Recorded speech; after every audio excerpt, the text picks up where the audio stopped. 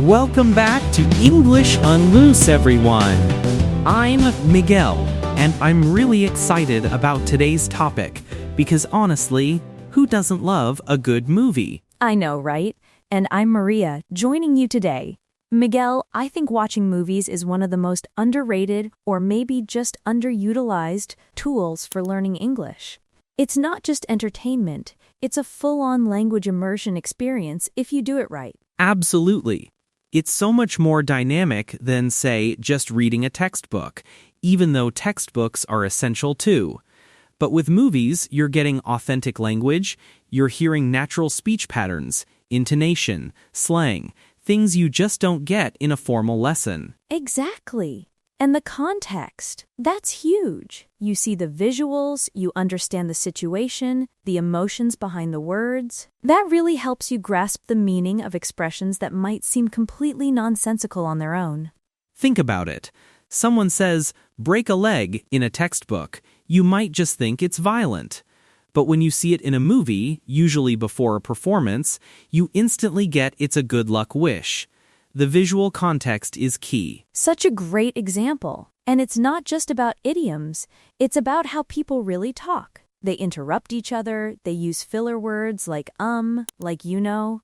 These are all things that make your English sound more natural, less robotic, when you eventually start incorporating them. That's a fantastic point, Maria. It's that natural flow. And for anyone struggling with listening comprehension, movies are a game changer.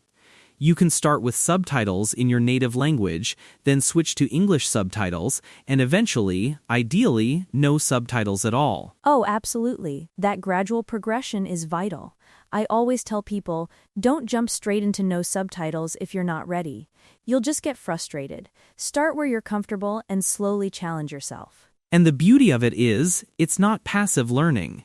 If you're actively engaging, pausing, repeating, looking up words, it becomes incredibly powerful. What's your go-to strategy when you're watching a movie to learn, Maria? For me, it's all about repetition and choosing the right movie.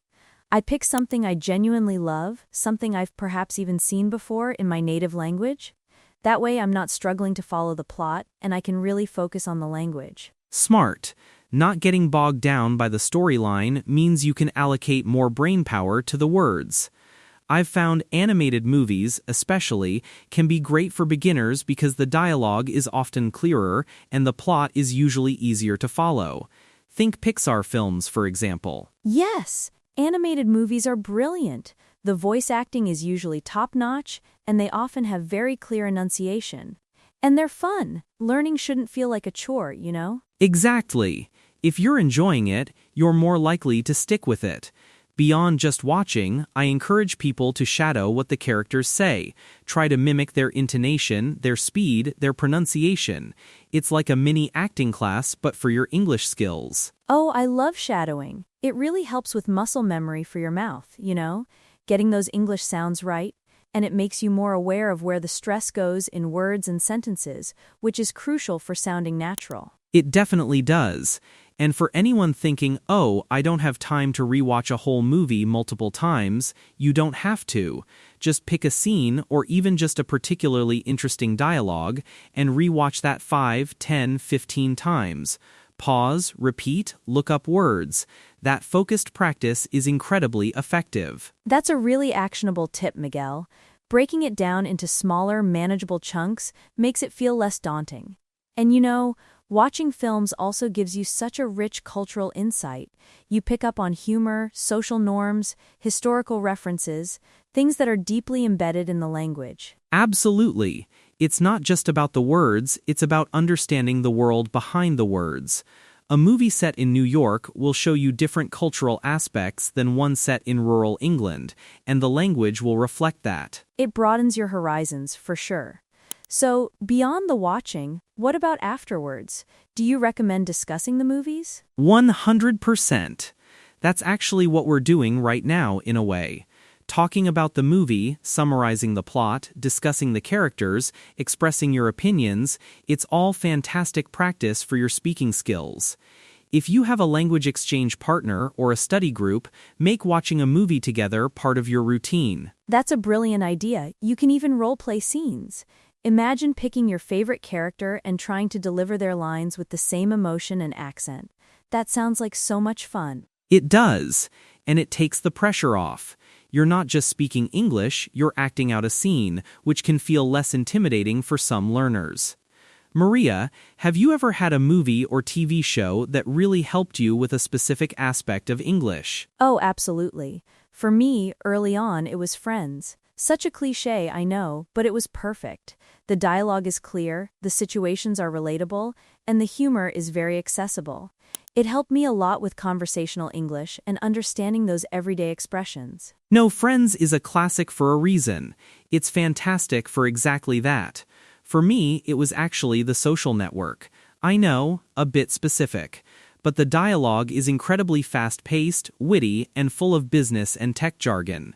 It forced me to really push my listening comprehension and pick up on subtleties in rapid-fire conversations. Wow, that sounds intense, a real challenge. But that's the thing, isn't it?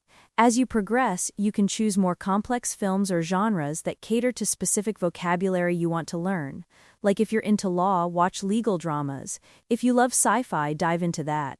You're learning relevant vocabulary effortlessly. Exactly. Tailor it to your interests. Don't force yourself to watch something you hate just because someone said it's good for learning English.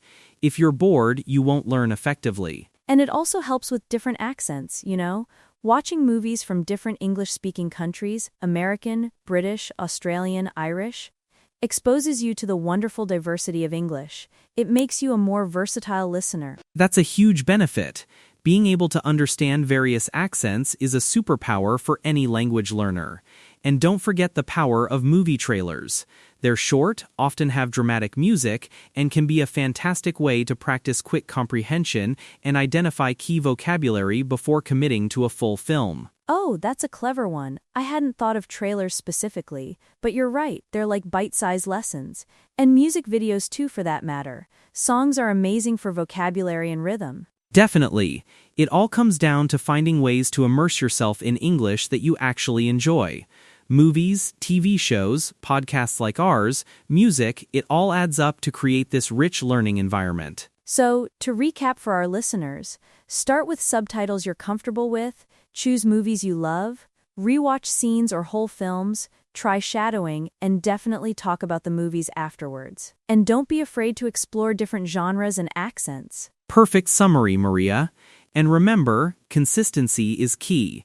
Even just 20-30 minutes of focused movie watching a few times a week can make a massive difference in your English journey.